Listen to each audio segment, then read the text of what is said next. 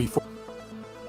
I can't even. I don't even have words. I literally have no words.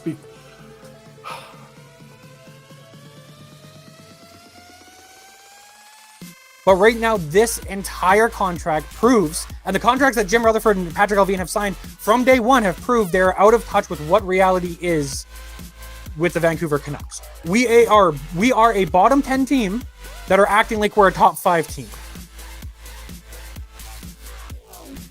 What I don't like, you can't. You literally can't trade everyone. That's such a stupid concept. That to me, so many fans are like, "Oh, we have to trade everybody. Trade the coach. The stands." So 3 minutes ago, you rewind. Maybe this team's not good enough. How do you fix this team then if you're going to keep re-signing these core players?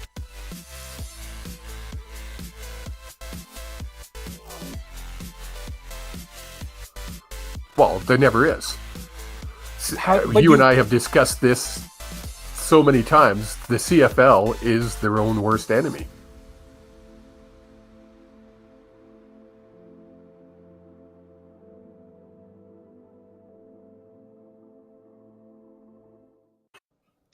Ladies and gentlemen, welcome to the latest episode of the Hughes Sports Podcast. I am Jake Hughes, your host, and alongside me, of course, is the old man. How you doing, old man? I am doing good. You always say ladies and gentlemen. What about boys and girls? There might be boys and girls watching. There might be boys and girls listening. You should say, ladies and gentlemen, boys and girls, welcome. You know what, then you sound like a circus clown to go along with your... to go along with your green hair. Good day, everybody. It is March the 9th. We're into March. How did we get to March, Jake?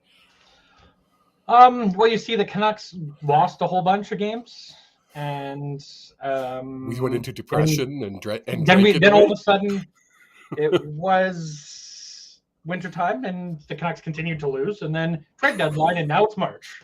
Now it's March. There we go. It's been an interesting week. It's been a fun week. It's been there's lots of news.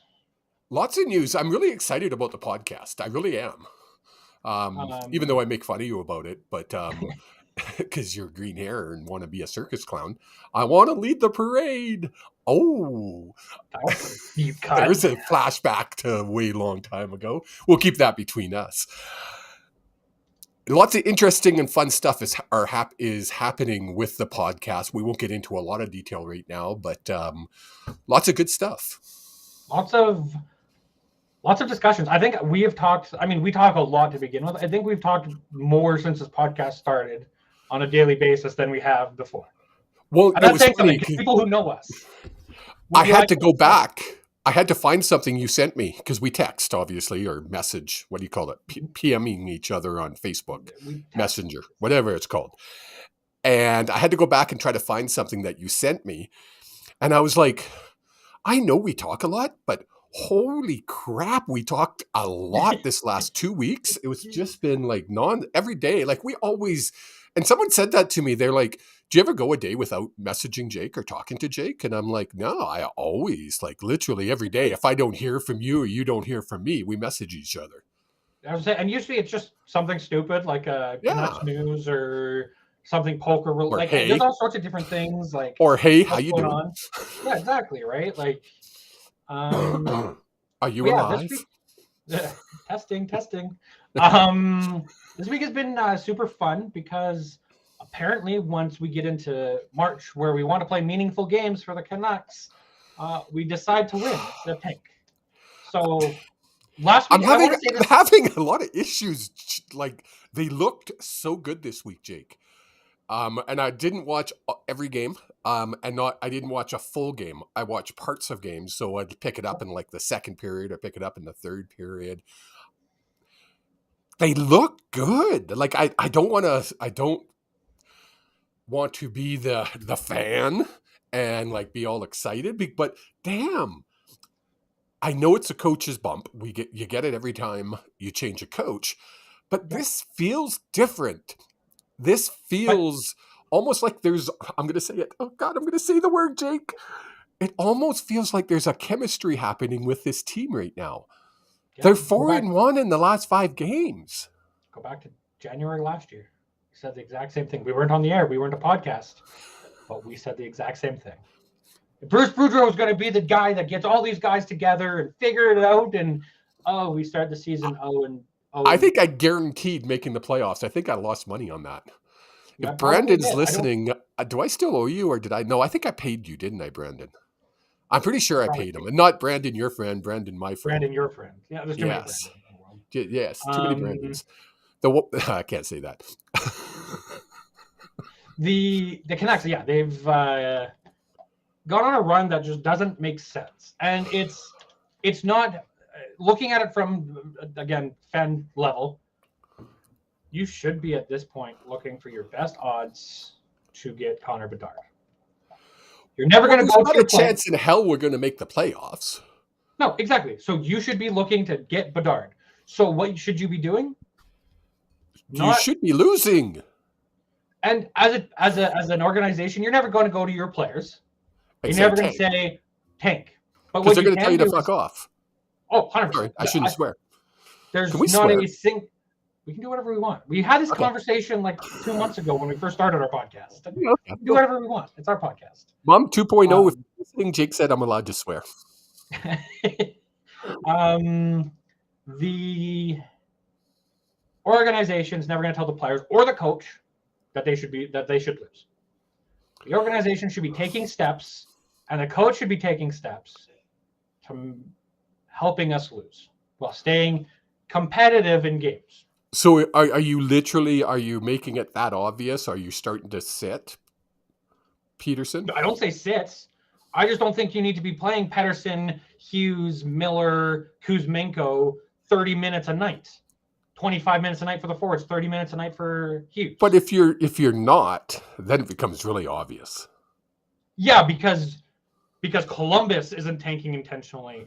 The Arizona Coyotes isn't a dumpster fire of an organization. I understand the optics of it, and I understand it's going to look bad. But at this point in your... Who cares? You're look bad. Fighting, you are bad. You're fighting for a generational player who is not only from your province, but is from your city and is a Canucks fan and has been a Canucks fan his entire life. And anytime he's asked about the NHL, you know who he talks about? Vancouver Canucks. Yes, because he lived in North Vancouver. Like, that's literally minutes away from the old Coliseum. To be fair, he wasn't... I know this is going to hurt your brain. He wasn't alive during the old Coliseum days. Yes, whatever. Shut up. I hate you. He was born in 2005. I know. I think what they should start doing is really playing with the lines. Mix up the lineups. Try different people in different positions. Hell, call up some kids from the baby Canucks. They have due to necessity. Well, they did for one, the goalie, Silvoff or whatever. Silovs is up, but Landon is up with the team. He's been with the AHL, and he is. But he's been up for a while. About a week or so. Oh, is that all? Oh, okay. Yeah, he went down and then came back up. But they are bringing a few guys up that I think they're taking a look at. But they need to start losing. Like, I loved it when they beat the Leafs because it just makes me giggle because how many times can you laugh at Leaf fans? It's just fun. Sorry, Darren. But I have to say, I have to apologize to Darren because I sent him the clip and to Slady. Craig, you know him as Slady. I sent both of them the clip of our 2 goals in 45 seconds shorthanded. Just because I just thought that was just the funniest thing. Because the Leafs are planning the parade. They think they're winning the cup. Leaf fans. Well, no. I think true fans, and I know Slady and Darren are probably true fans. They're holding their breath for that first round. Oh God, yes. They're not going to get by the first round. I can't see it. They don't have the consistency. The only thing that I can see that they've done well is they've loaded up on players like Luke Shin, that the Canucks traded to him. They loaded up on a lot of veteran presence who are going to be able to give you that depth in the playoffs. Did they make too many changes at the trade deadline? Did they add too much to what wasn't broken? I mean, obviously they were playing well. It wasn't broken. I understand people's thought process on that. I don't understand it. What do you mean loading up too much? Well, because you have that word that I said earlier, chemistry on a team. Yeah.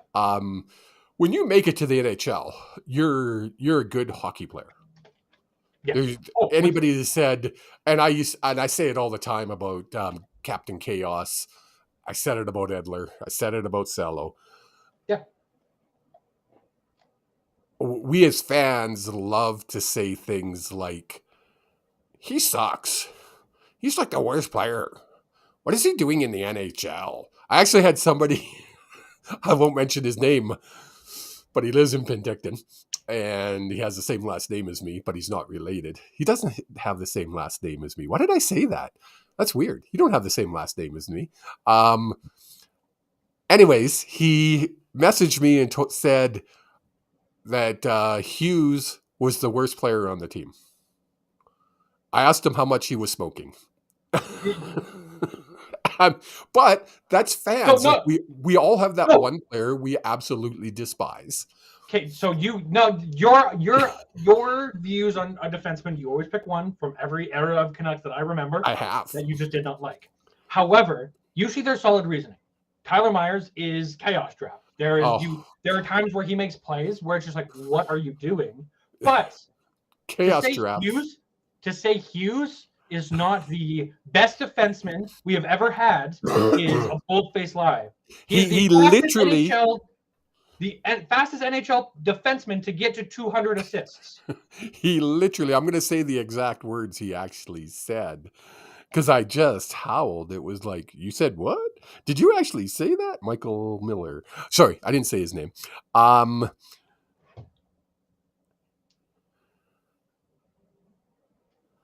Our young Mr. Hughes, and he spelt it wrong, has now failed to skate after two players who both scored. Should he be home in bed?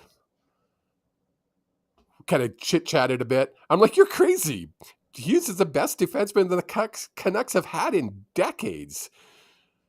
And this is what he says. He just can't stand and watch the game. I was just like, oh my God, I can't even talk to you. But the reason I bring that up is fans love to say that player's crappy. My point is, if you've made it to the NHL, you're in that 1 percentile. Yeah. 1 percentile, probably even less than 1 percentile of an elite athlete. I believe, and I could be wrong, I believe 1% is get drafted in the NHL. So being a regular in the NHL is not guaranteed in that 1%. Exactly. So having said that,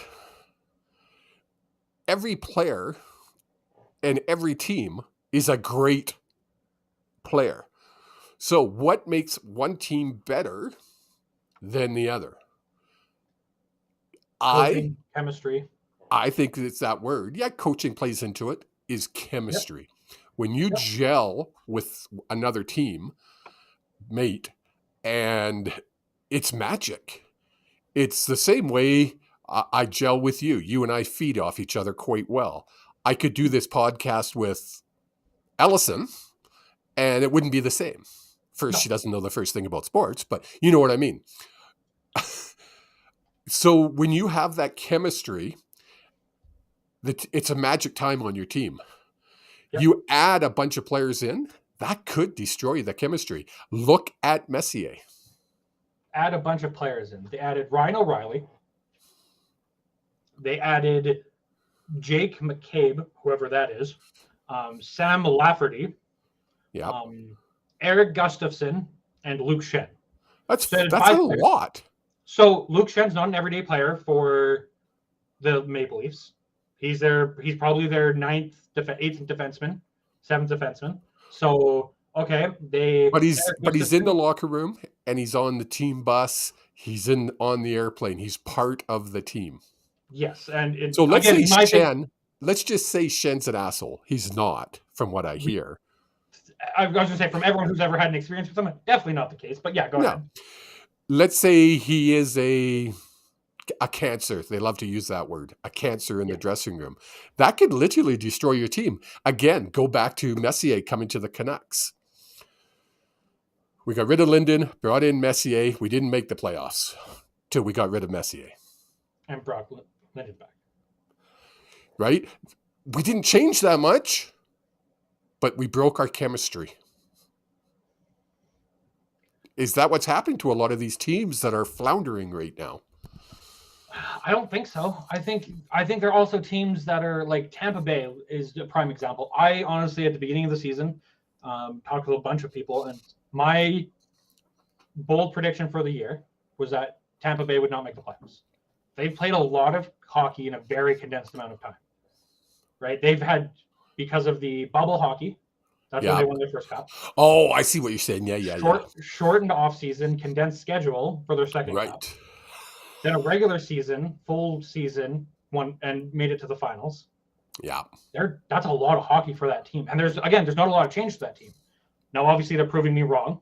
They're solidly in a position to keep playing. Well, anybody in the East right now is, I mean, pick who's going to make the playoffs in the East. To me, I mean, that first matchup of the, right now, I believe it's the Islanders and Bruins. Yeah. That's the only one to me that seems like a lock that the Bruins will walk over. You've got New York Rangers versus the Devils. That's a great series. That would be fun. I am more excited for the eastern side of the playoff bracket than I am about the West. For the first time ever, I can say the same thing. First time. There's going to be two teams, in my opinion, that even have a chance of breaking out of the West, that have a chance to win the Stanley Cup. Colorado and Vegas. And I hate to say Vegas, but those are the two teams that... If you couldn't see me, I put my head down on my mic again. As you know, I'm a big fan of the Rod Peterson show. I bring it up every freaking episode. And one of the questions he asked his audience was, why does everybody hate Vegas? Pick me, I know. Jake, why does everybody hate Vegas? Their fan base, their general manager, and their overall, we deserve a care attitude. What did he say? Our fans are when the guy from Vancouver went after him. Our fans have been patient enough and deserve a cup. Yes, but there was something along those lines. I would love to find that clip and we could play that clip because I think that station is shut down. So if I can find a clip, I'll play it. Oh, that is. You might be able to find it on YouTube because that's probably a keeper. That's like a Bo Levi, shut your mouth kind of thing. But yeah, that's why everybody hates Vegas. That's what I said, was their fan base sucks. I just despise them because they think they deserve a cup. And they've been in the league, what, 5 years now? 4 years? 5 years? How many years? That's a good question. Jake is typing away feverishly if you can't hear him. I don't think that was quite feverishly. When did they enter? I don't know. I'm asking 2016. You. So, wow. Began playing during the 2017 season. So 2017, 2018, so 5 years. This is their fifth year in the season. Fifth year, okay. Cool. I hope they don't. I don't want to see them anywhere near a Stanley Cup. No, it'd be the only... You know who I'd love is the Islanders. Why? Because we don't have their pick anymore, and Bo Horvat deserves it. Yes, I'd literally have tears in my eyes if I saw Horvat raise that trophy. So we get to the Stanley Cup final, and it's Vegas versus Boston. Who are you rooting for in that? I'm shutting the TV off and I'm breaking it. Honestly, and I can say this wholeheartedly, I'd rather see... Oh, don't say it. I'd rather see Marchand win. I'd rather see Marchand win than a bunch of... Dom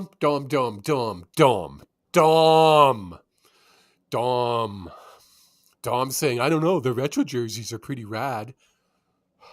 Seriously, that's a reason to vote for a team.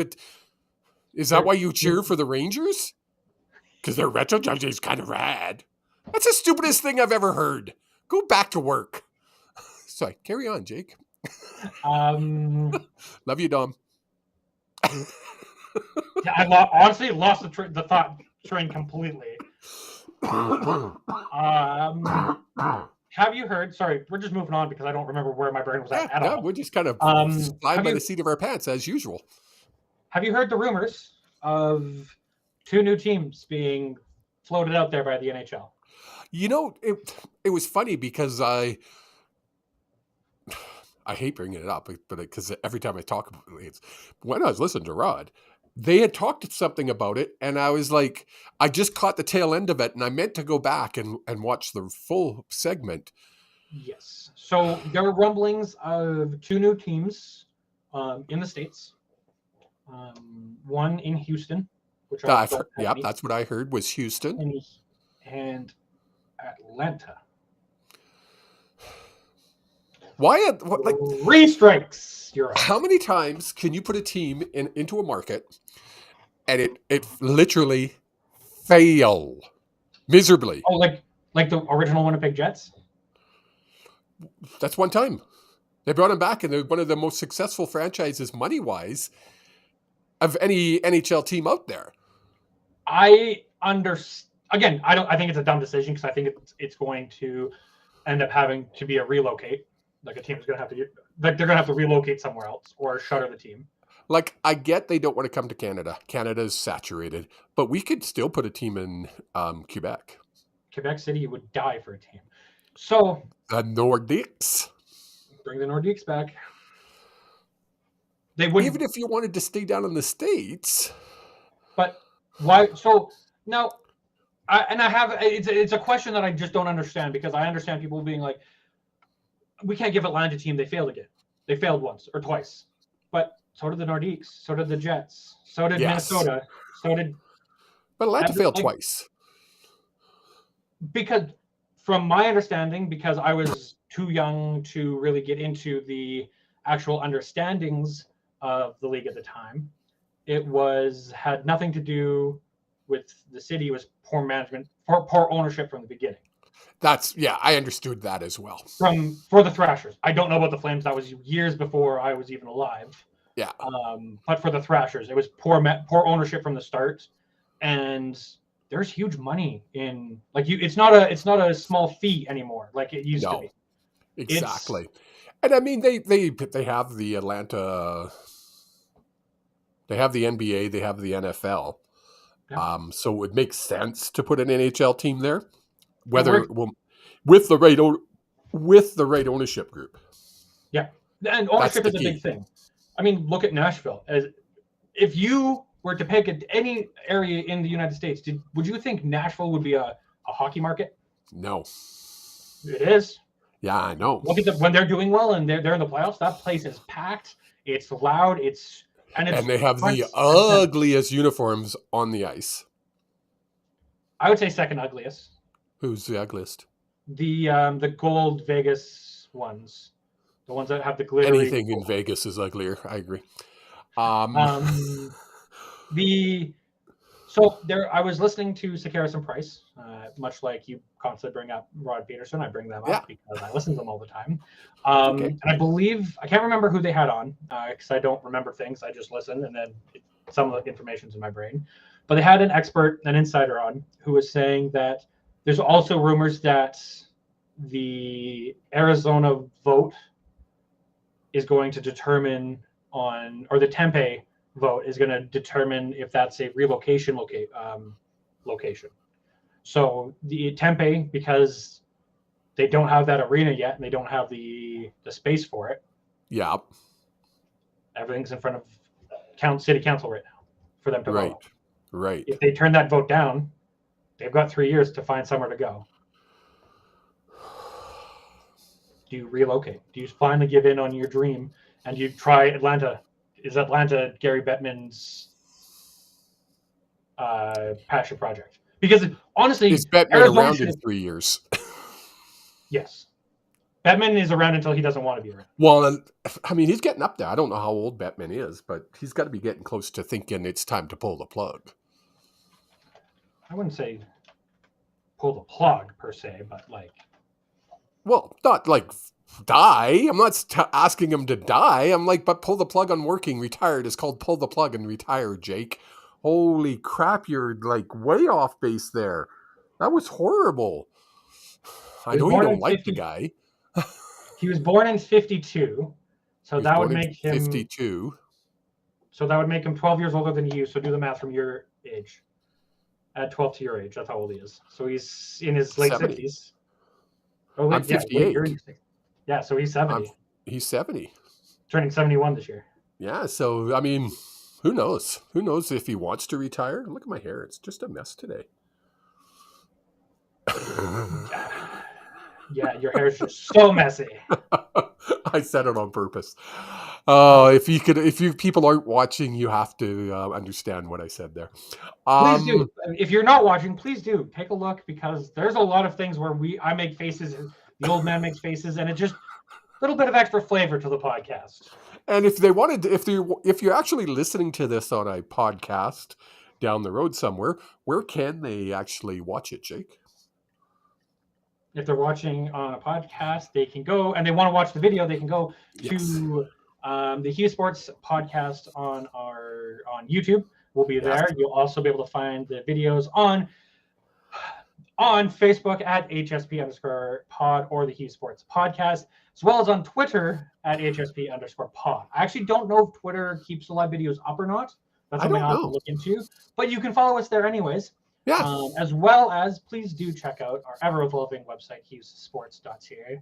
If you are watching this either live or not right now, there's a barcode right above where my finger is right now. That's right up there. Take you right to our website. Other way. Other side. Ah, why? That's so hard to do. You're just swapping hands. You're literally just swapping hands. You're like, It's so hard to do. If people understand, because I want to be able to read my Vancouver flag properly, I had to do something. Jake showed me to do something on my screen. And now if I want to point to Jake, I'm pointing like he's that side of my screen, but it's pointing in the opposite direction of him now. So now you know why like weathermen get paid money, because they're looking at I have to point that way, which is the opposite way than you are. Yeah, very confusing. I think I should be over here, and then we'd be right. Because no. Move back, because now it's weird. So for people who aren't watching us, you have no idea what we just did. We apologize. And now, don't give it away. Don't give it away. Now they have to go watch the YouTube channel. They have to go watch us because we're kind of funny. Looking, anyways. So speaking of the website, you recently, it's not even posted yet. It'll be posted tomorrow, probably mid-morning. It better be. You did a deep dive on the BC Lions schedule. I did. Any highlights that you kind of want to go over with the schedule for the Lions? Well, it's an interesting schedule this year. I'm not upset at it, I guess. In years past, I'm like, how can you make that schedule? Like, that sucks. A lot of people don't realize that both Jake and I live in Calgary or close to Calgary. I have season tickets to the Stampeders. And so things like the Stamps not playing Hamilton in Calgary this year just doesn't make sense to me. Like, I know the schedule was made before everything was signed, but everybody and their dog knew he was going to Hamilton. Do you think they had the schedule made that far in advance? Oh yeah, it's been out. It was out before the trade deadline or the free agency. Sorry, Okay. Getting the two sports mixed up. But so I did a deep dive into it, and it's I kind of broke it up. June is when we start. The preseason starts end of May. So we're playing the Riders as our first preseason game. When I say ours, I'm talking about my BC Lions, of course. So in my article, I basically kind of said, well, if I'm home and there's absolutely nothing else on TV and TSN carries it, I might watch it. Because come on, it is the Riders. It's preseason. It's preseason. Then we do our preseason home opener against the Stamps. A game to watch. I cannot remember a game I'm going to say in the last 5 years, but probably longer, between the BC and Calgary, that hasn't been a classic freaking CFL game. Coming down to the wire, last second tick away, and someone kicks a field goal and we win by 1 point. Sorry, Ellison. Even a preseason game, being that we only play the 2 preseason games, that's going to really show who's who in the zoo for both teams. Because the following week, we jump into Calgary and we start the season in Calgary, the very first game. So both of those games, these 2 teams don't like each other. It's not a secret. It's not. They don't like each other. Been fights in the parking lot at McMahon Stadium between these 2 teams. I'm looking forward to it. It makes football good. There's a story behind it. It creates drama in a sport that is very dramatic to begin with. Exactly. The CFL is a very dramatic league, especially in comparison to the NFL. I understand there's lots of people who watch the NFL and love it, and you have the highest paid athletes, you have the most money out of the American football leagues. Yeah. But there's not the drama that you get in, I would say, 80 to 90% of CFL games. Oh, yes. Because there's only 9 teams in our league. Every player knows each other. They know where they live. They know who they hang out with in the offseason. They work out together in the offseason. They know, instead of just saying, hey, your sister, insults, they can say, hey, your sister's name, insults. And that's way more personal. Exactly. So it's kind of, if we take it down to a level, it's kind of like 2 high schools in town. When they play each other, they all know each other, and it's a rivalry. And it's good for the league. And it's not just that, but you're going to see each other at the party after the game. Exactly. So that first game, I'm really looking forward to. Obviously, I'm going to be there sitting on the 55-yard line with my buddy Jake, because you will be coming to that game, I think, somehow, one way or another. And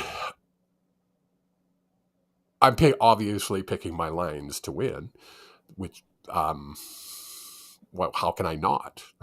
How can I not? Then, so that's the 8th of June. June 17th, if you're in BC and you haven't got June 17th crossed off on your calendar, and as soon as single game tickets become available, I don't know if they are yet or not, but if they are, you better get them quick.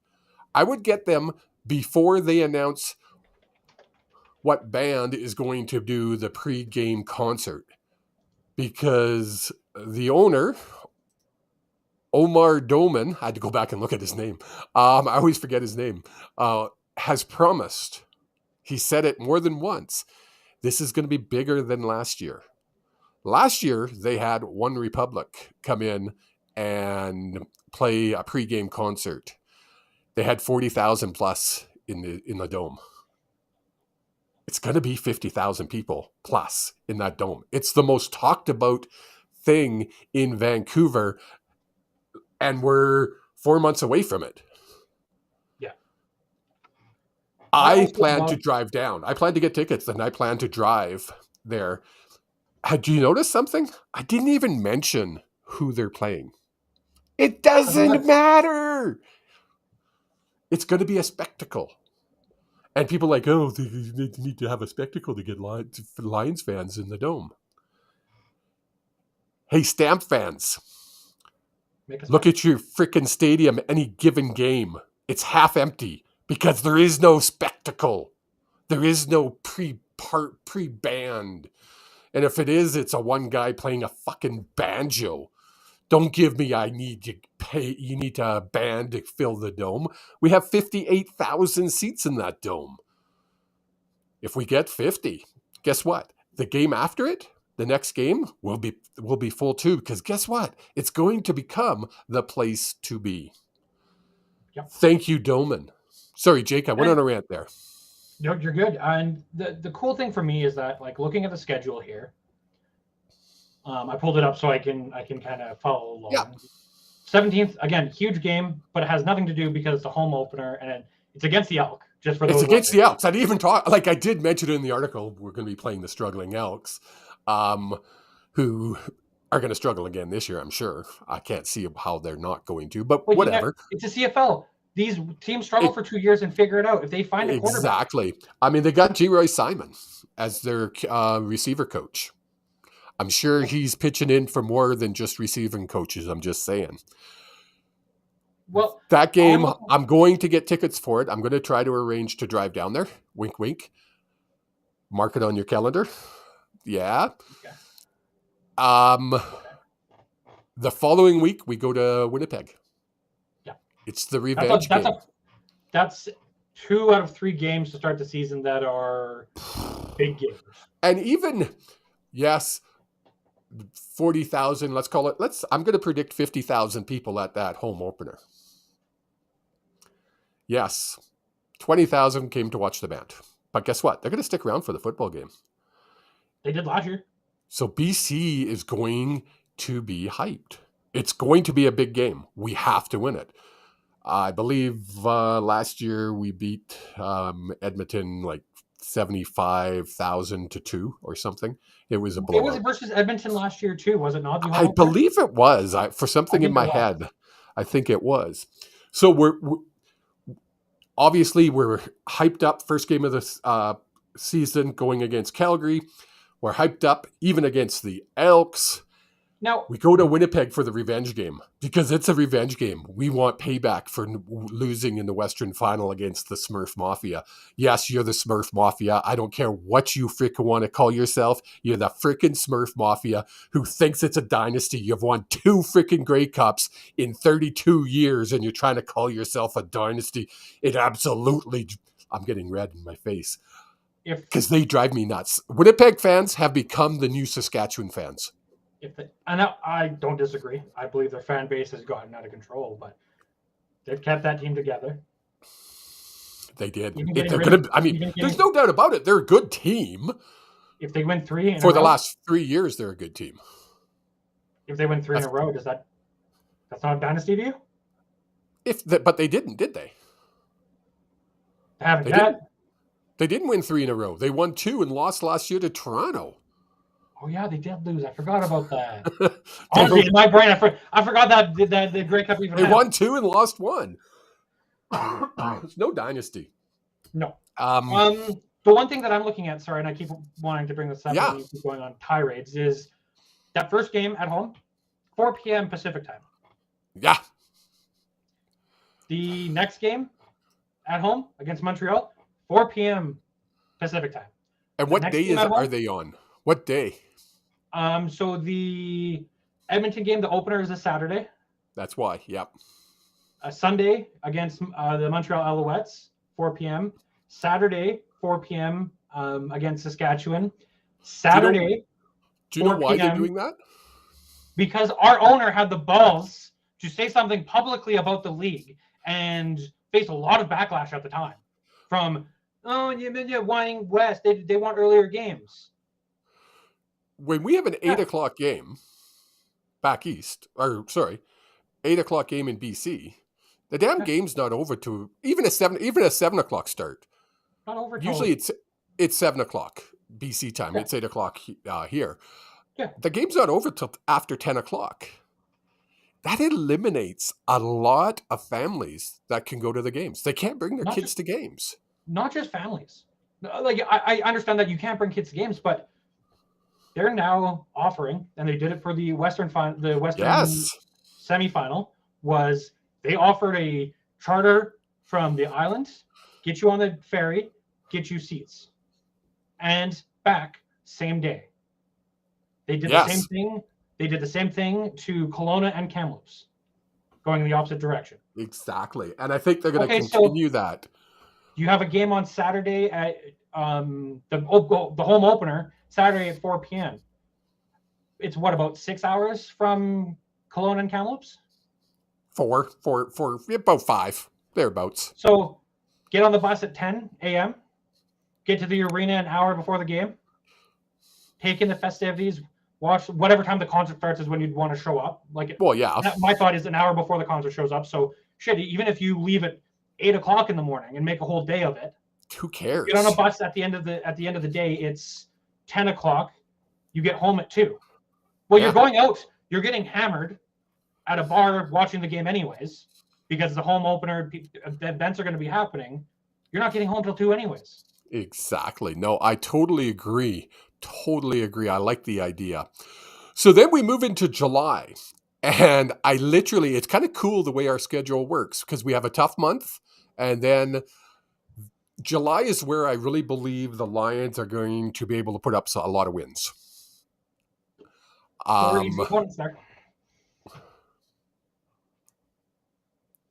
What's that, bud? 4 easy opponents. There is, yeah. It's Toronto, Montreal, and Riders, and the Elks. In that order. I believe it's the Elk. So you don't add an S. The Elk. Is it the Elk? No, it's the Elks. So. I believe it's the Elk. I believe Elk is plural. It's Edmonton Elks. No? If not, that's dumb. Anyways, we'll have to fix that on before you post it. No, it is Elks. So July, I think, really good chance for 4 wins. I'm not guaranteeing that. Don't take it to the bank. But they're not the Winnipeg or the Calgarys or the Hamiltons, because Hamilton's going to be up there. Yes, you are playing Toronto, who won the Grey Cup. It's going to be a tough game, no doubt about it. Montreal always puts up a good game against BC. Against any team, really. Yes, Montreal's, yeah. The Riders and Elks, come on, let's face it. Those both organizations have been struggling for the last few years. Can they do it? They can always turn it around. They can, of course they can. That's why we play the games. Exactly. Then we go into August. August is going to be one hell of a hard month for the Lions. I see one win. I can say for sure one win in August. Well, because we started in Winnipeg on the 2nd. 3rd. Right? Or no, on the 3rd. We played the second time we were playing Winnipeg. And then we're on the 12th. We play the Stamps. And then we go in to play the Ticats. Well, no, we go in to play Saskatchewan. Oh, we play Saskatchewan first, and then the Ticats. The Ticats come to us. Yes. The reason I say all 4 games are going to be tough is we're playing 2 really tough games in a row, Winnipeg and Calgary. We're going to be tired. And those are going to be hard-hitting, tough mother-puppin games. Well, so the nice thing is we do have 9 days in between the Thursday game at Winnipeg and the Saturday game against the Riders. The Stamps. My fear is we're going to go in with the mindset is, that's over. Oh shit, the Riders just kicked their ass. Yeah, I've seen it happen many, many times in football. So that's why I'm worried, because then the next game is against the whole bunch improved Hamilton Ticats. When you look you won't even recognize. Well, I mean, just 2 players that they added, Bo Levi and James Butler, are going to change that team. And that doesn't account for all the changes they made, because they made wholesale changes. They are going to be a contender. In the CFL, it doesn't take years like it does the Canucks, decades to try to rebuild. You could rebuild a team in your offseason in the CFL. It's a unique league. It's just the way it is. Movement happens in the CFL all the time. We've seen it over and over. It's what happens in 9-team leagues and in leagues where the top of the top sometimes leave the league to go to a step above. Exactly. It's been amazing. Winnipeg has been able to hold their team together as long as they did. The Lions did that years ago, where they were able to keep players in the organization and be the elite team in the league for years. Winnipeg's now doing that. Dickinson, G. Roy, Claremont. Yes, then you go to the defensive side and you have Brandon Banks, Baron Miles, like so many names that are now coaches in the CFL or executives in the CFL who stuck with the teams. Yep. So then in August, sorry, what was that? September. We're in September now. Right, we're in September, right. So it gets a whole lot easier in September again. So hard.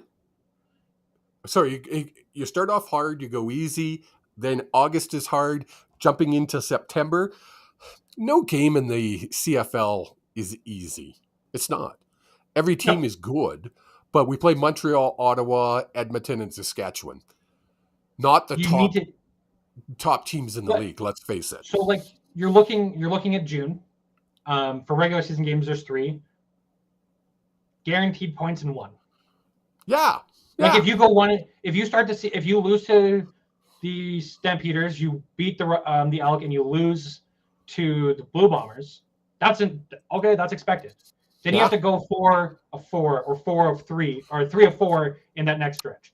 Then and that's what we have to look at when you're going through this season is the first, you have to be 2-2 coming out of that first month.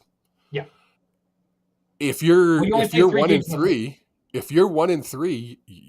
then so that's July, you have to go 4 for 4. You have to win all 4 of those games. There's only 3 games in June that count towards the record. Oh, so let's go if you go 1-2, then do you know what I'm saying? Need to win all 4. Yep. You need to win all 4.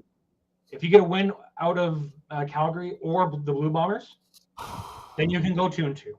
Yes, or 3-2, or 3-1. Yeah, because you're on target still. Exactly, because then hits October. Yeah, we only have 3 games in October because, of course, we're heading into the playoffs, and we have the toughest schedule that we could literally think of. Hamilton, Winnipeg, and we finish it off the way we started it, and we play the Stamps to end the season. Literally, though, I say those 3 games, especially the games against Winnipeg and the Stamps, are going to decide who finishes first, second, and third. Yeah, it really does. I think the way our schedule again is laid out, those last 4 games, I'm going to throw the Saskatchewan game in there as well. Yes, will determine who's hosting a playoff, who gets the bye, and that's not just on our end, but the last and who doesn't make the playoffs. It's going to Saskatchewan can come on a roll. I mean, if you go back, how good is Calgary going to be this year? No one knows. How good is Winnipeg going to be? Like they have the same team. Have people figured it out now? Have defensive coordinators watching the footage to say, "Oh, this is where we can pick them apart. This is where we can swap them out." And we're going to have one quarterback the whole entire year. We're going to base. I shouldn't say one quarterback. We're going to base our offense around the players that we have, not a player that's sitting on the sidelines hurt. Yeah. I'll say it till I'm blue. Get it? In the face. Smurf Mafia. If Rourke doesn't get hurt, Winnipeg does not finish first last year.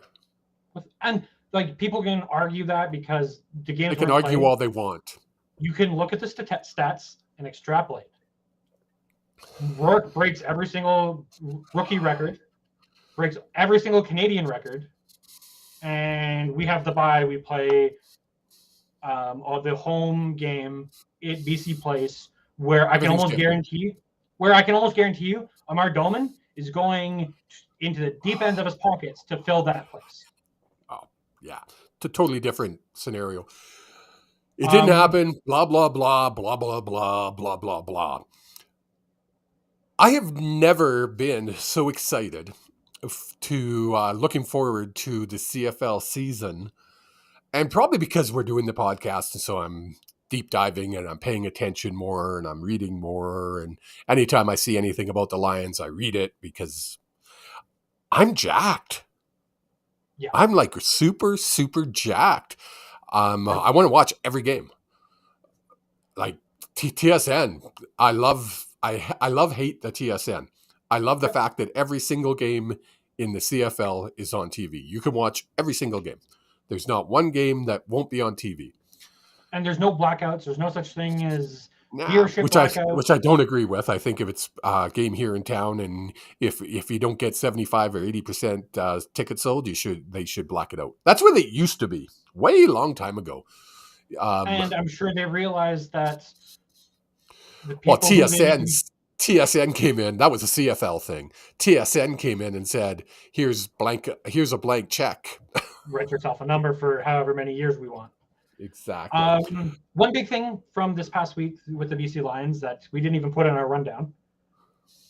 Sean Lemon joined friend of the show, Rod Peterson, to talk about the signing and everything, and something that we talked about off screen that I know we said we wanted to bring up. And I'm gonna read it word for word what he said. We actually brought this up at the very end of our last podcast. Did we? But go ahead.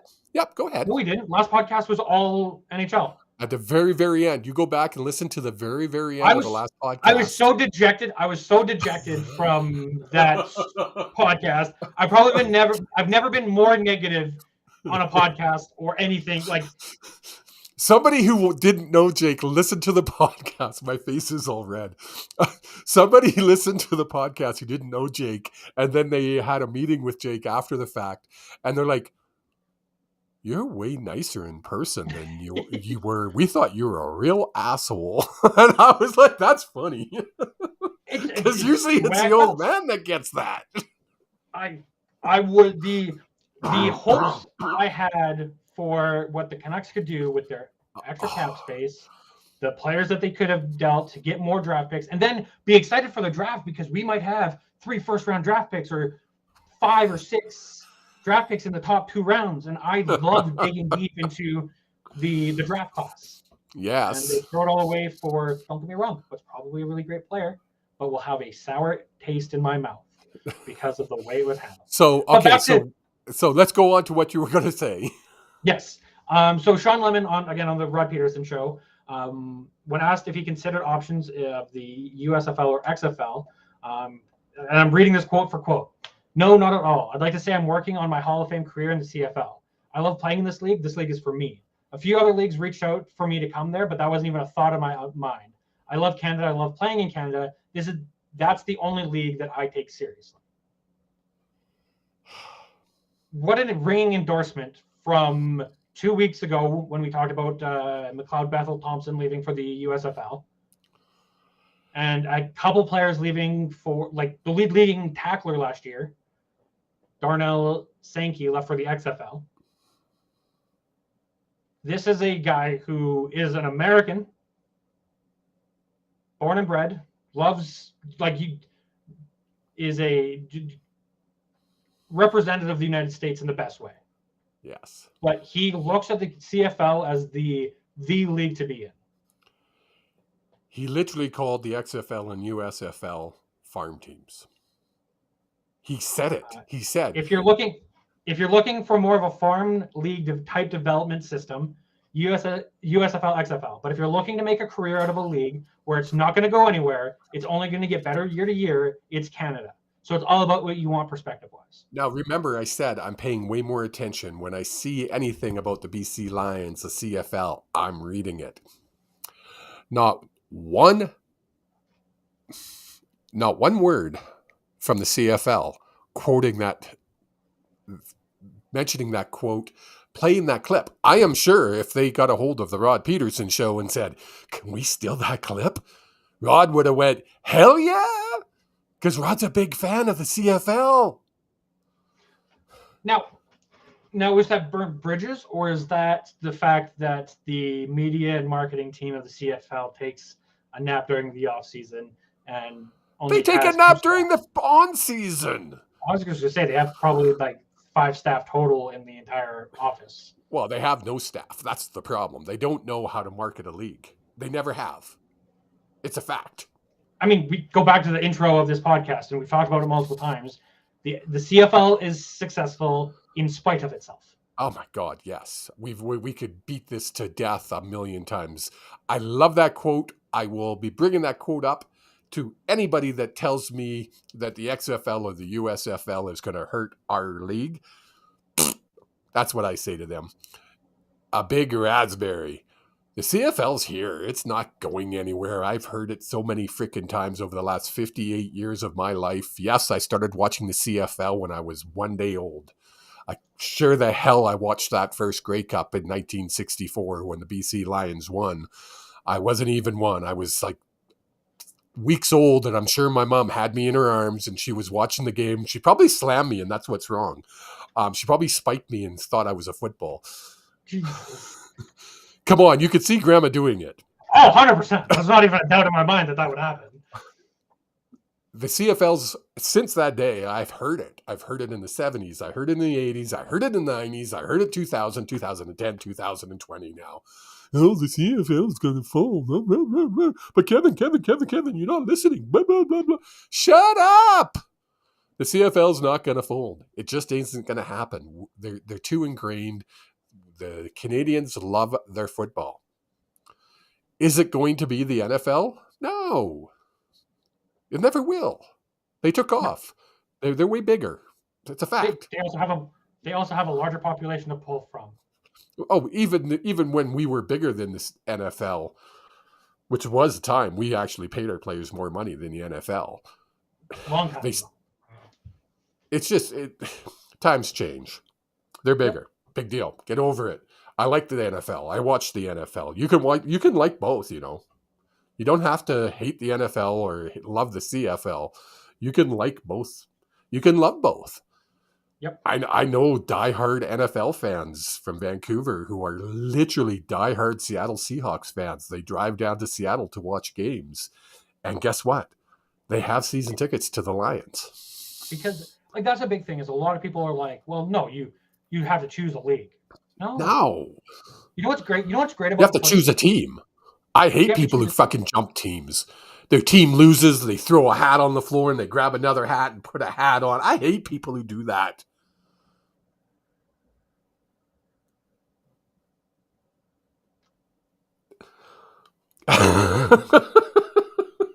See, this is why you need to watch the show. You can't just listen to this show. Because you had to watch that. We're just moving on. We're just going to move on. I've got one more thing I want to touch on. We're just moving on. That story, we'll tell that story one day. Yep, that story will come out. How Jake? Don't know. You know what? That's a perfect thing. That's a perfect thing where I have an idea. I have an idea. Carry on. Don't worry about it. The last thing I really want to touch on is former BC Lion quarterback Jacksonville Jaguars' new quarterback. Oh yeah, the signing bonus and his guaranteed contract. So the Jacksonville Jaguars last week let go of their third string quarterback. Yep. That means Nathan right now is the third on their roster. They signed him to a contract. He could still be second. He could be second, yes. He's fighting for second. The player in front of him, I believe, has quite a few years of NFL backup experience. Sure. But the big thing to me is that he has a guaranteed contract. $5,000 signing bonus and a guaranteed contract. But guarantee of $216,000. It's minimal. U.S. dollars. It's the Lions. I believe their offer was in the $550,000 mark. Not guaranteed. Not guaranteed. The point is, it's minimum $216,000. Do you know what the contract actually reads? I looked into it. 2 point some odd million. Yeah. If he's third, if he's on the practice roster, if he's second, it gets bigger. Like the kid's going to make over $1 million next year. Let's not kid yourself. Which is awesome. You know what? And I hope because Nathan Rourke is Canadian and I know he's very big on the Canadian community, I hope he comes back during the off season and he puts on the camps for kids, like what Dickinson used to do here in Calgary. Put on camps for kids in BC and explain the story. Let them know that, hey, look, if you try hard enough and you're good enough and you have the drive, it has nothing to do with skill. You need to have the skill to get there. But you need to have the drive to want to go beyond high school football or college football. It's funny. I was just talking about this today. I always use Wayne Gretzky. There's people in the world who are natural athletes. All kinds of people are I am not one natural of them. athletes. I'm not one of them either. But there's all kinds of natural athletes in the world. I know all kinds of them that didn't make professional sports. But then if you are a natural athlete and you have a mindset where you can focus and say, this is what I want to do. Again, I use Wayne Gretzky. Natural athlete. He didn't become the greatest hockey player because he was gifted. He became the greatest hockey player because he took 1 million shots at his with a puck against his parents' garage. He spent 12, 13 hours a day honing his skill. Yep. Anybody that is a natural athlete has an opportunity to do that. Not everyone does. No, it's the drive. Like you say, you've got to have that mindset. I am the best. And the drive. People call it cockiness. I don't. I call it confidence. So, like, the biggest experience I have with this is Ty Ratty. I went to school with Ty from the time I remember was that. in grade 5. And around grade 9, grade 10. I guess it would have been around grade 9. Well, no, grade 9 was when parties started happening. People would be more social in school. Were you at Meadow? No, you weren't at Meadowbrook in grade 9. Grade 9 was Birchurch. Birchurch, okay, thank you. Okay. So people would go out and do things. You know who wouldn't come out? Ty. You know what he was doing? Playing hockey practice, hockey training, hockey stuff. I mean, in grade 10, he literally, like, it's crazy to think about, but at 10, or in grade 10, when you're 16, 15, you uproot your entire life and you go live in a different city because they drafted you. Yes. That's wild to think about. Well, even if you look at someone in your own family, you look at your cousin Dean, my nephew Dean. He was a dancer. His parents saw that he had this natural ability, the showmanship. At 16, he moved to Toronto and trained. Who does that? Who sends their kid across the country? They were living here, across the country to live with a stranger, basically, to train him at the time, a stranger, to become a dancer. Guess what? Yeah. They did, and guess what? He became a dancer. He danced on cruise ships for a decade. I was gonna say, and not just that, but he then took that skill because you age out of dancing, just like you age out of sports. Yes. And he's still using those skills he has on cruise ships today. Yes. And I mean, he taught dance. He was you mentioned Dean Ozen in the Calgary dance community, and people know him, right? Yeah. How did we get off on this rant? Wow. I don't know how we got off on this rant. It's just us. That's how the show works. That's with a show about nothing. We're basically the Seinfeld of podcasts. Oh no. You can't steal that. What? That's somebody else uses that. You can't steal that. Do they? Do they use it? Yeah, they use that. Who? What do you think? Does he? I didn't realize that. But yeah, we are out of time. What's time? We don't have time for me to get metaphorical here, so I'm just going to wrap it up. Everyone, if you can, please do check out hughesports.ca. Keep an eye on all of our socials, including you can find me at Common Courtesy on Twitter and at Twitch, Common Courtesy. The E is a 3 because, I like making it as complicated as possible to find people. I think he was drunk when he made it. No, I believe when I first made it, the name Common Courtesy was already taken, so I had to be a unique way to make it. Oh, okay, sure. Old man, where can everyone find you on social? Find me at the hughesports.ca. Find me on Facebook at Kevin Hughes. I don't post a lot about sports on my personal page, but we do a lot on Hughes Sports podcast on Facebook. As well as on Twitter. As well as on Twitter. We try to post new content every day. If you have ideas for content for us or for ideas on the show or even if you have an idea that you would like a guest on the show, reach out to us. Let us know. We're open. We're, as we always keep saying, we're new at this, man. It's been, what, 9 episodes now? 8? Something like 9. that. 8 or 9. We might have to celebrate when we have 10, when we do our 10th episode. Might have to do something special.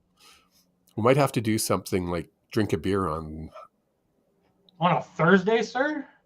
I know. Till then, in the meantime, then in between time, he gets to do it. We will be back next week. Love everyone here. Mwah. Have a wonderful night. See you next Thursday.